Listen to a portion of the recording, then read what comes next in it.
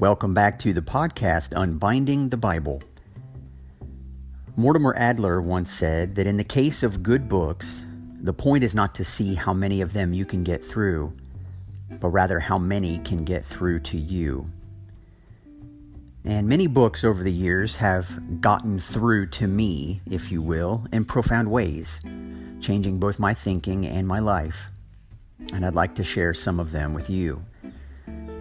And so beginning with this episode, I am beginning a new series within the podcast called By the Book.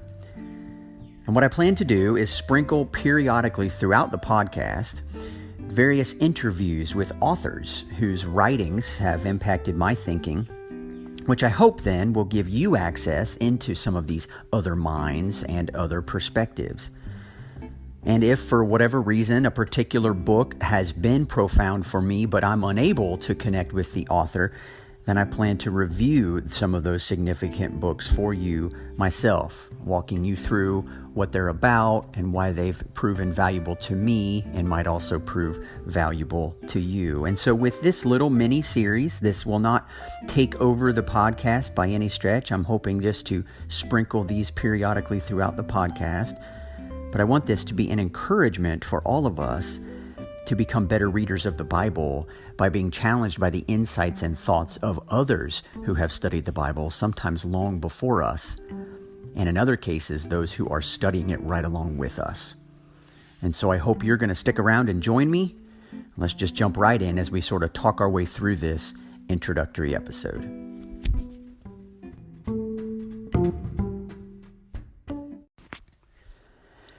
Now, in this introductory episode to our little By the Book series, I do not have an author lined up for this particular episode. And what I was hoping to do instead was simply to talk with you a little bit about the reasons behind what I'm planning to do. A number of you have asked me in weeks and months past if I have any sort of reading list, things that I would recommend to some of you, and we've had some dialogues about that. A number of you have shared that you've been in church all your life and you've not heard the Bible presented in the way that you've heard it on this podcast. And of course, those conversations are lots of fun to have. But I do not want you to walk away from this podcast with any kind of impression that I am an original thinker, because the fact is I'm not. I hope, opening myself up to what the Holy Spirit wants to do in and through me as I read the Scriptures, but I am always reading other books. I'm always listening to the voices of men and women who have studied the Scriptures as well and are looking at things sometimes from a very different perspective than me, but are offering me insights. And so, no, these things are not unique to me, and I hope to get some interviews on this podcast where you'll be able to hear firsthand, these are some of the individuals whose writings have allowed me to think the way that I do. And again, not that my thinking is in any way unique. This podcast is very subjective. This is very much my attempt to help you understand the Scriptures better. And you may disagree with many things that I say in this podcast, and that's awesome because you have a perspective and your perspective is valuable. I am just doing the best that I know how at walking you through things that I think are significant and helping us see blind spots. Again, blind spots that from my vantage point are coming straight from the recognition that I have been blind to many of these things in my own life.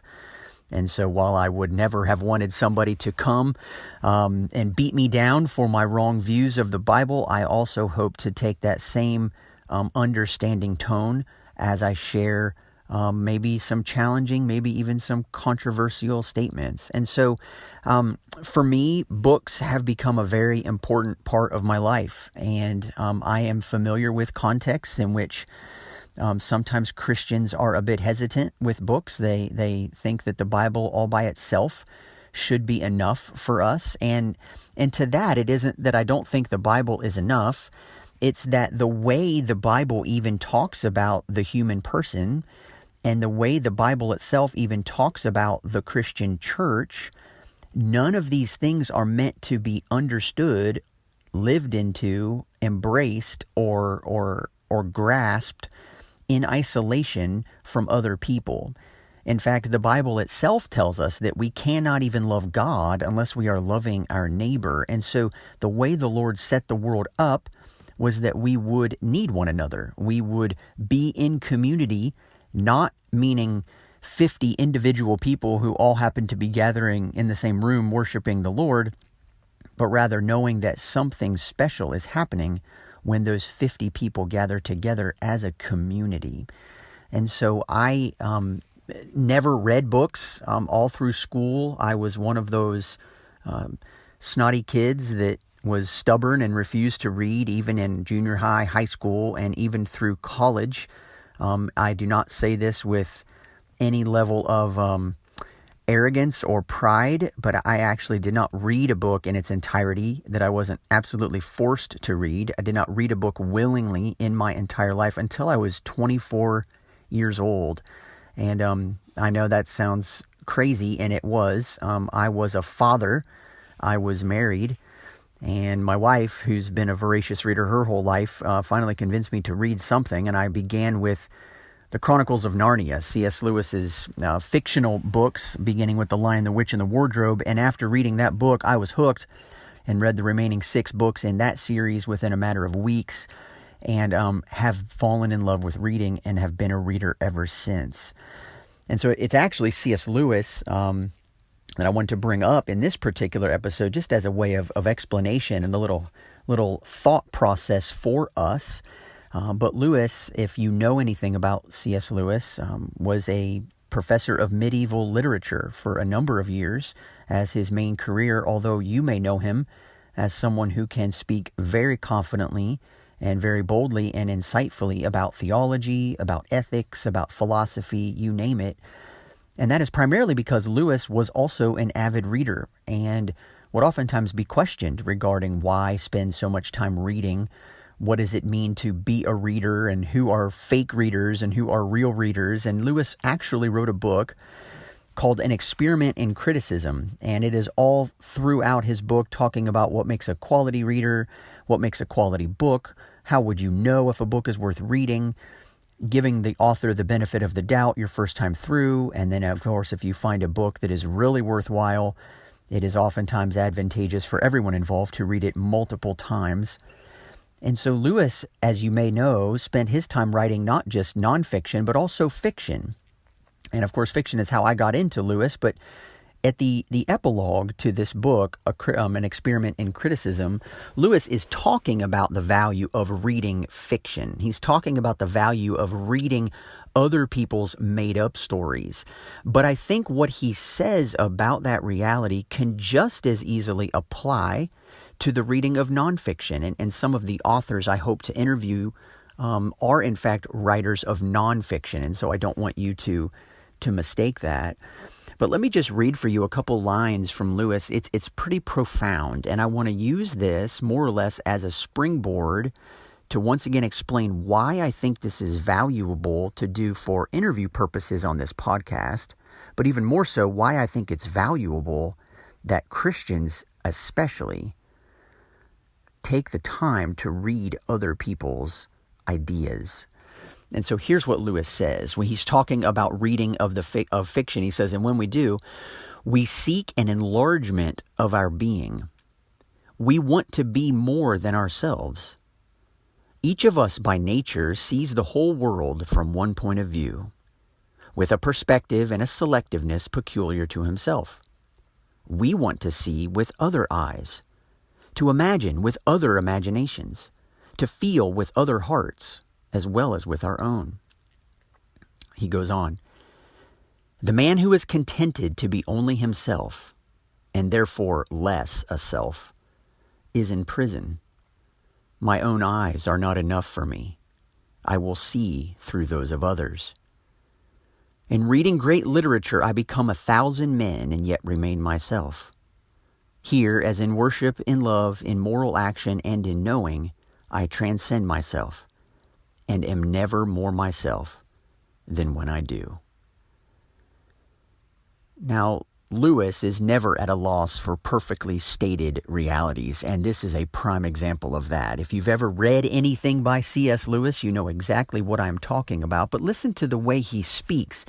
He's bringing up the idea that without other influences, without community, without other thoughts, other minds, other imaginations, we are limited, and he calls it, we are less than a self.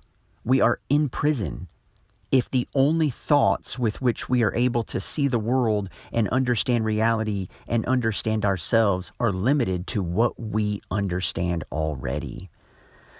And so what I think that is so helpful about what Lewis is saying, and what I would like to use this quote to do through this particular series, is to allow us to walk into the mindsets of other imaginations, to see the world with other eyes, to feel with other hearts as well as with our own.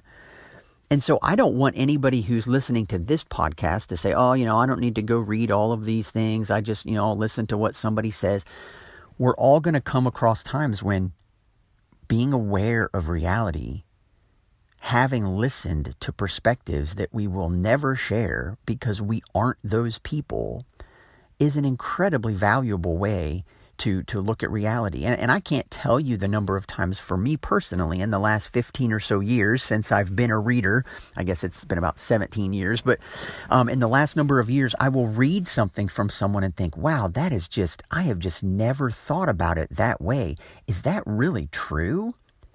And then I'll go back to the Bible, just holding on to that perspective that for me was something I have simply never pondered before. And I'll read the Bible from that point on and say, oh, wait a minute.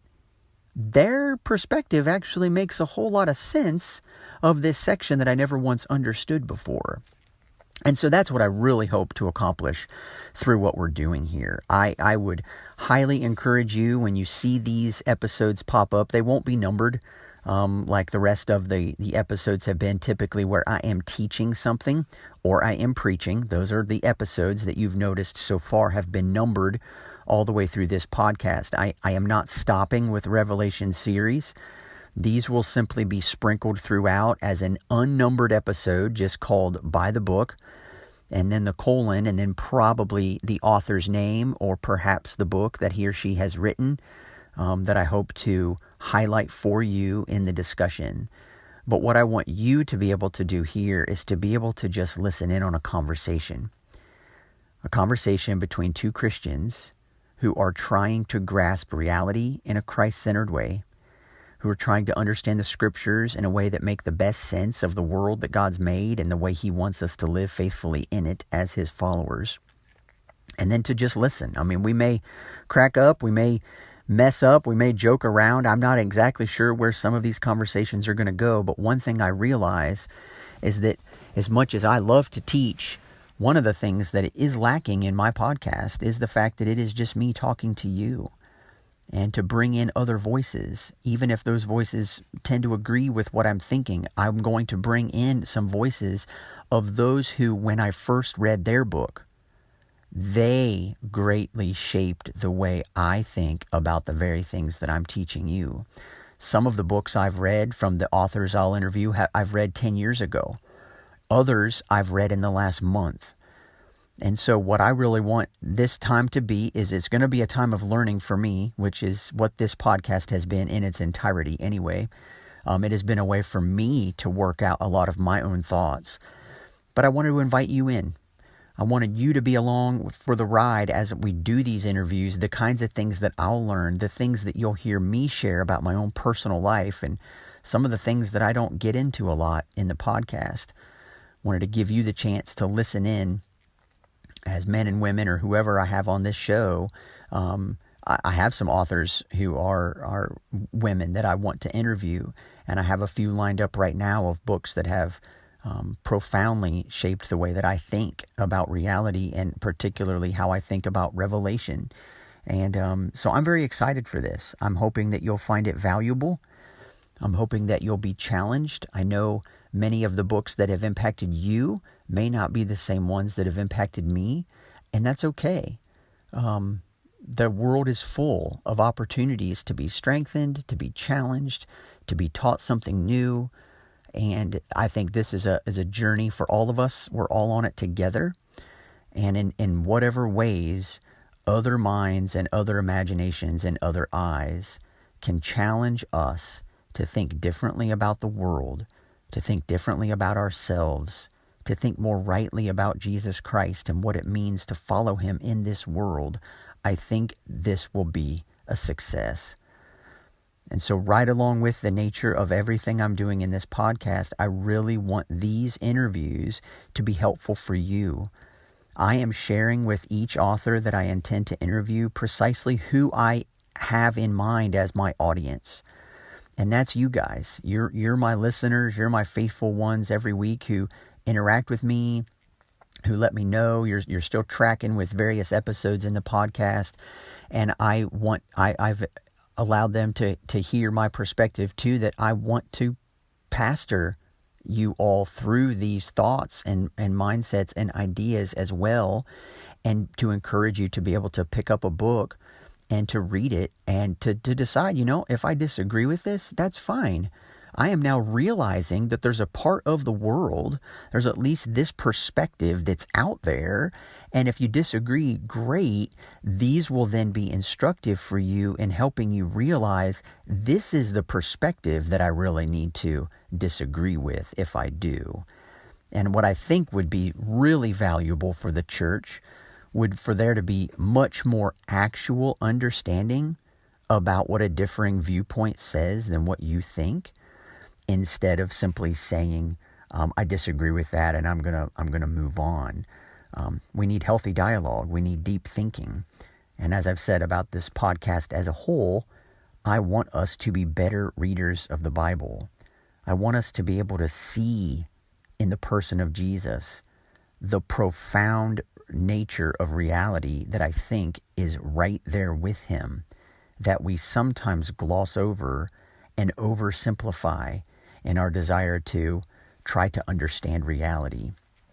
And there are men and there are women who have given their lives to studying and have seen things from countless hours and hours of study, looking deep into the passages that we've only scratched the surface in, and are coming up with conclusions that are simply profound. And then checking that against church history and checking that against other writers and other thinkers and asking, does this work in real life? What would it look like? And so I just want to introduce you to some of those people. Some of the people that have shaped my thinking, who have shaped my life, and I'm hoping might have the chance to shape yours as well. And so that's all the time I have for this introductory episode. Again, I'm not even certain when the first one of these will come out, but this was something that has been on my mind and heart for a number of weeks, and I kind of got the details ironed out this week and thought, you know what, let's just introduce it. That'll give me some accountability to line up more of these interviews, and that'll give you something to look forward to in the weeks and the months to come. So thank you so much for tuning into this week. Talk to you next time.